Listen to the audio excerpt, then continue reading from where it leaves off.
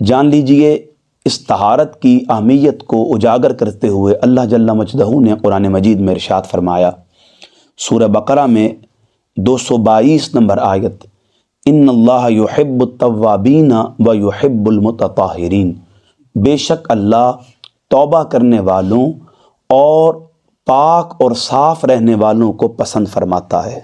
آقا کریم علیہ الصلوۃ والسلام نے اس طہارت کی اہمیت کو اجاگر کرتے ہوئے ارشاد فرمایا، عن ابی مالک الاشعری رضی اللہ تعالیٰ عنہ قال قال رسول اللہ صلی اللہ تعالیٰ علیہ وآلہ وسلم الطہور شطر الایمان، طہارت نصف ایمان ہے۔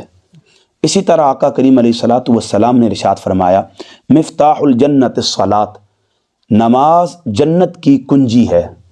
پھر بالمتصل آقا نے فرمایا، ومفتاح الصلاۃ الطہارہ، اور جان لو نماز جنت کی کنجی ہے اور نماز کی کنجی طہارت ہے۔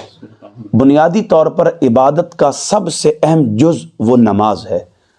آپ کی نماز اس وقت تک شروع نہیں ہو سکتی، عبادت کا اس وقت تک آغاز نہیں ہو سکتا جب تک آپ نے طہارت حاصل نہ کر لی ہو۔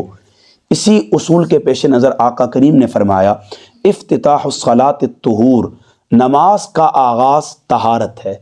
یعنی حضور کا یہ ارشاد بتا رہا ہے کہ نماز اس وقت تک شروع ہی نہیں ہوتی جب تک بندہ پاک اور صاف نہیں ہوتا۔ بعض اوقات ایسا لگتا ہے کہ ایک انسان نے بہت خوبصورت لباس پہنا ہوا ہے، خوبصورت لباس پہننا اس کے پاک ہونے کی نشانی نہیں ہے۔ پاک ہونا اور بات ہے، اچھا لباس پہننا اور بات ہے۔ پاک ہونے کا مطلب یہ ہے کہ جسم کو ظاہری غلاظت سے بھی پاک کیا جائے اور باطن کی غلاظت سے بھی پاک کیا جائے۔ وہ گندگی، وہ نجاست جو اس کے جسم پر نظر آ رہی ہے لباس کی صورت میں، اسے بھی صاف کرنا، اور جو اس کے جسم کے اندر لگی ہوئی ہے لباس کے سبب جو نظر نہیں آ رہی، اسے بھی صاف کرنا، یہ طہارت ہے، اور اس کے بغیر کوئی عبادت شروع نہیں ہوتی۔